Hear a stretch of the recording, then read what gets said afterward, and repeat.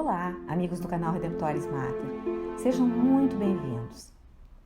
Este episódio da série sobre a leitura orante e a Palavra de Deus está baseado numa palestra de Brant Pitre, doutor em Novo Testamento e Judaísmo na Antiguidade, intitulada Lectio Divina and Your Spiritual Life, ou seja, Lectio Divina e a sua vida espiritual, proferida na Franciscan University of Steubenville.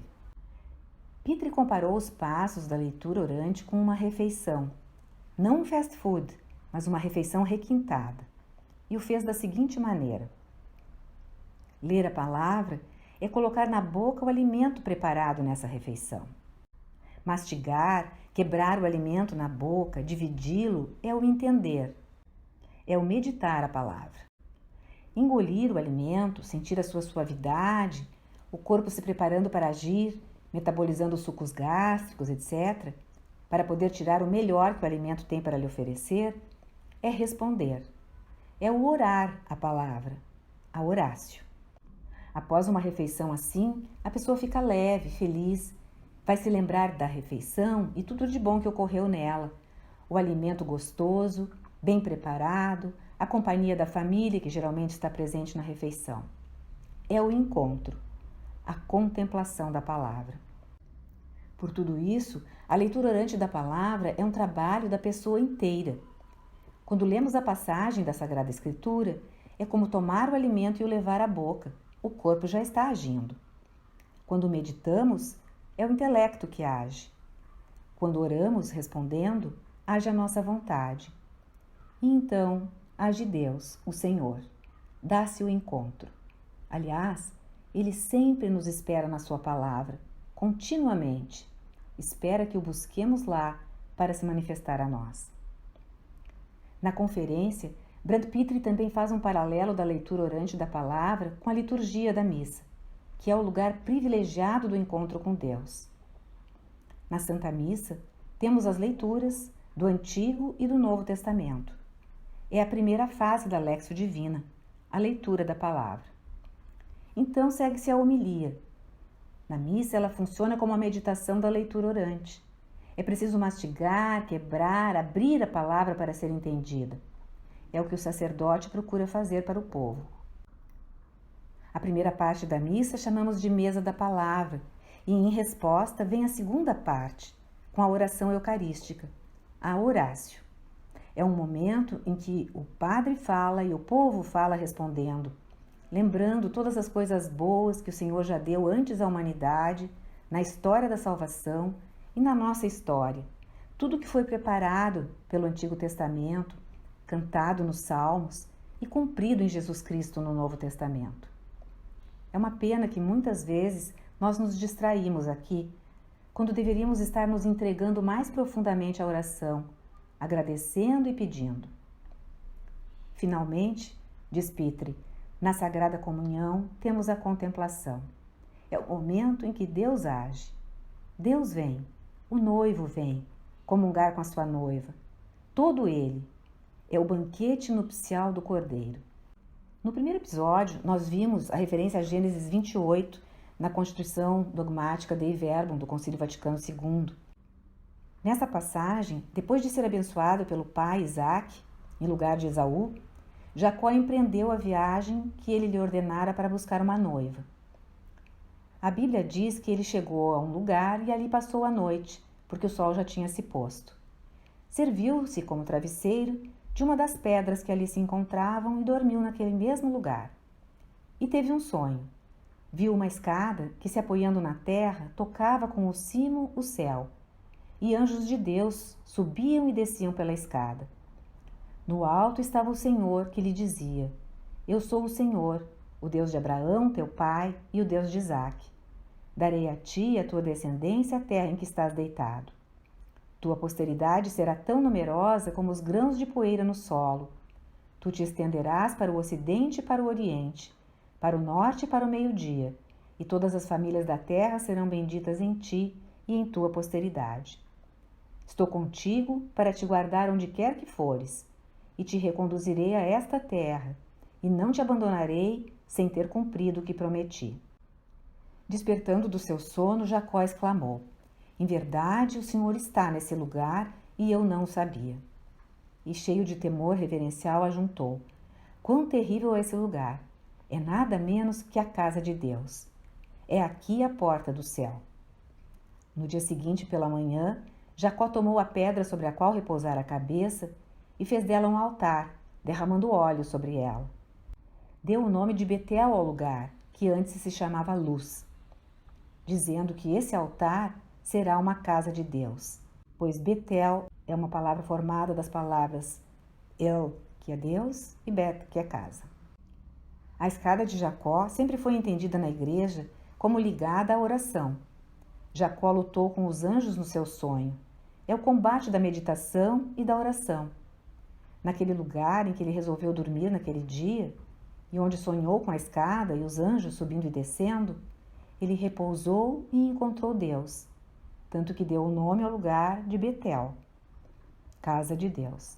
Aquela escada que partia do solo e ia ao céu, chegava nos céus abertos. Era o lugar em que os céus se abriram para Jacó, em que ele fez uma profunda experiência com Deus. Jacó sonhou, meditou, orou e contemplou. Essa experiência vai ser recordada mais tarde por Jesus, quando Natanael vai ao seu encontro. A passagem narra que André, irmão de Simão Pedro, tinha ouvido João Batista e tinha seguido Jesus, e contou a Simão que tinha encontrado o Messias, levando-o a ele. No dia seguinte, Jesus encontrou Filipe e disse-lhe: segue-me. Então, o evangelho narra que Filipe era natural de Betsaida, que era a cidade de André e Pedro. Que Filipe encontrara Natanael e lhe dissera: achamos aquele de quem Moisés escreveu na lei e que os profetas anunciaram. É Jesus de Nazaré, filho de José. E Natanael respondeu: pode, porventura, vir coisa boa de Nazaré? Filipe retrucou: vem e vê. Jesus vê Natanael, que lhe vem ao encontro, e diz: eis um verdadeiro israelita, no qual não há falsidade. E Natanael lhe pergunta: de onde me conheces? Jesus responde: antes que Filipe te chamasse, eu te vi, quando estavas debaixo da figueira. Então Natanael disse: mestre, tu és o Filho de Deus, tu és o Rei de Israel. E Jesus replicou: porque eu te disse que te vi debaixo da figueira, tu crês. Verás coisas maiores do que esta. Em verdade te digo, vereis o céu aberto e os anjos de Deus subindo e descendo sobre o Filho do Homem. Como podemos entender esse diálogo? Como Natanael foi capaz de proclamar Jesus como mestre, Filho de Deus e Rei de Israel, se apenas Jesus lhe dissera que o vira debaixo da figueira?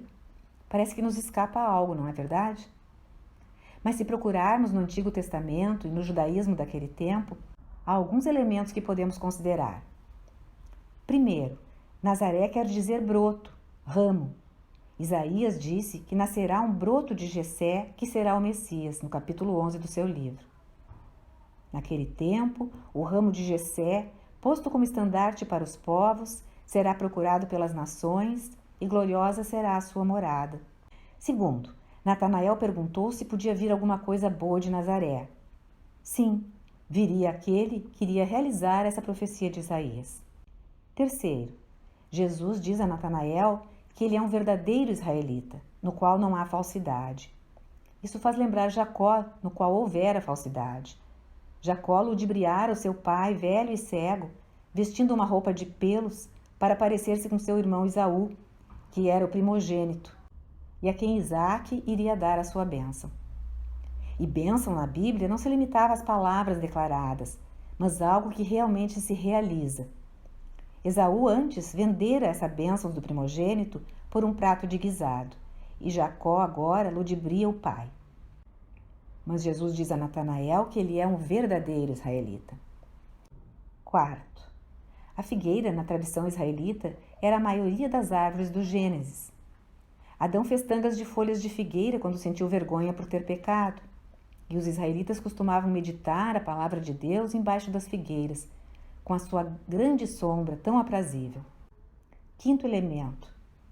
A pergunta mais provável de Natanael a Jesus, depois do que Jesus lhe diz, deveria ser: onde estavas? Estavas escondido e me viste? Porém, Natanael responde proclamando que Jesus é o Messias. E Jesus completa como com Jacó: vereis o céu aberto. Jacó encontrara Deus e os céus abertos naquele sonho da escada, com um anjo subindo e descendo. Essa imagem de anjo subindo e descendo é muito frequente no Antigo Testamento para Deus.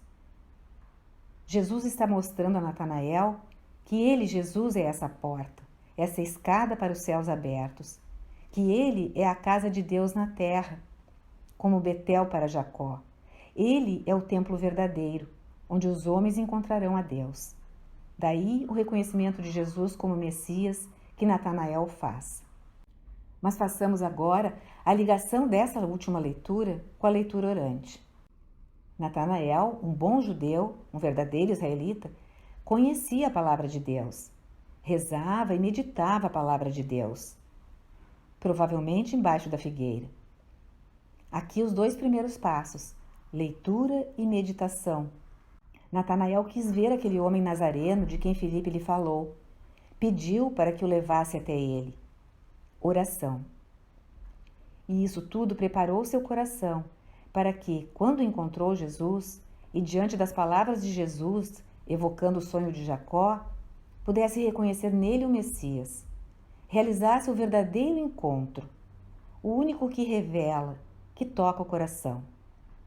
Portanto, Jesus estava dizendo a Natanael que ele era Deus. Tudo se encaixou e Natanael contemplou. Obrigada por terem acompanhado essa postagem. Se gostaram, cliquem em seu like, inscrevam-se no canal e acionem o sininho para serem notificados de outras publicações.